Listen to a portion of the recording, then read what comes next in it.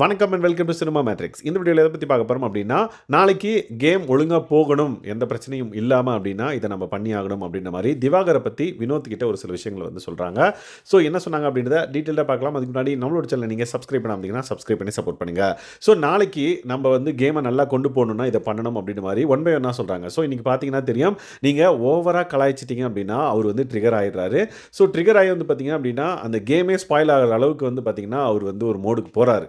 So அந்த particular விஷயத்த நம்ம வந்து மைண்டில் வச்சுக்கணும். ஸோ நாளைக்கு நீங்கள் வந்து கலாய்ங்க, லைக் ஓரளவுக்கு ஒரு லிமிட் வச்சு கலாய்ங்க.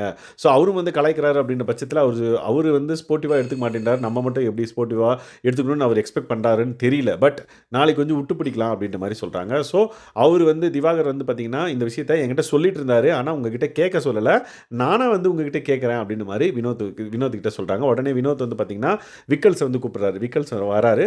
வந்ததுக்கப்புறம் வந்து பார்த்தீங்கன்னா லைக் இந்த மாதிரி விஷயங்கள் வந்து திவாகர் சொன்னதா சாண்ட்ரா என்கிட்ட சொல்கிறாங்க. ஸோ நம்ம எப்படி கலாய்க்காமல் இருக்கிறது, நம்ம லைட்டாக இந்த மாதிரி கலாய்ச்சாலும் அவர் வந்து பார்த்திங்கன்னா ரொம்ப இதுவாக எடுத்துக்கிறாரு, சீரியஸாக எடுத்துக்கிறாரு. இப்போ என்ன பண்ணுறது அப்படின்னோடனே, சரி நம்ம என்ன பண்ணுவோம் அப்படின்னா நாளைக்கு வஞ்ச புகழ்ச்சி மாதிரி லைக் புகழ்ந்து தள்ளிடுவோம் அப்படின்ற மாதிரி சொல்கிறாரு. ஏன்னா அவர் வந்து அவரோட உலகத்தில், அந்த திரிசூல உலகத்தில் அவர் தான் ஹீரோ, அவர் வந்து அந்த உலகத்தில் இருக்கார். ஸோ அவர் தான் ஹீரோ, அவர் தான் எல்லாமே அப்படின்ற மாதிரி இருக்கார். ஸோ அவர் உலகத்திலே போய் அவர் அடிக்கலாம். லைக் நம்ம புகழ்ந்து பாடம் அவரை பற்றி, நீ ஒரு மாமன்னா அப்படின்ற மாதிரி இருக்குல்ல, அந்த மாதிரி நம்ம புகழ்ந்து பாடுவோம் நாளைக்கு.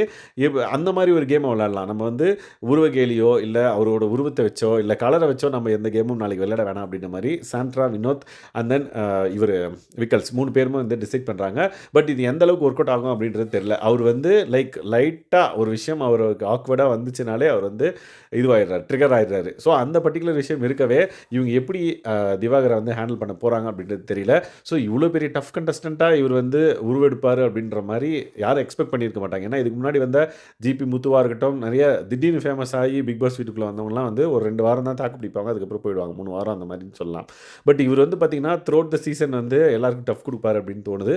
லெட்ஸ் வெயிட் அண்ட் வாட்ச், நாளைக்கு என்ன ஆகுது அப்படின்றத பொறுத்து வந்து பார்க்கலாம். இவங்க 3 பேர் போட்ட பிளான் நடக்குதா, இல்லை அது இவங்க 3 பேர் பிளான் பண்ணதை எக்ஸிக்யூட் பண்ணி இவங்க வந்து அடி வாங்குறாங்களா, இல்லை திவாகர் வந்து லைக் ட்ரிகர் ஆகாமல் கேமை ஒழுங்காக ப்ளே பண்ணுறாரா அப்படின்றத பார்க்கலாம். ஸோ இந்த மாதிரியான பிக் பாஸ் அப்டேட்ஸ் நீங்கள் தெரிஞ்சுக்கணும் அப்படின்னா நம்மளோட சேனலை சப்ஸ்கிரைப் பண்ணாமல் சப்ஸ்கிரைப் பண்ணி சப்போர்ட் பண்ணுங்கள். தேங்க்ஸ் கைஸ், பாய்.